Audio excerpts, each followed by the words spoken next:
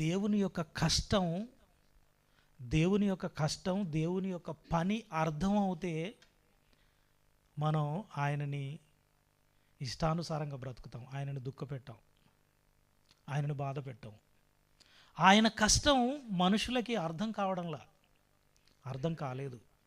కాలేదు కనుకనే వీటిని అన్నింటినీ అనుభవిస్తూ ఇదంతా మనదే అనుకుంటున్నాం, దేవుణ్ణి మరచిపోతున్నాం. అసలు దేవుడు ఎక్కడున్నాడు?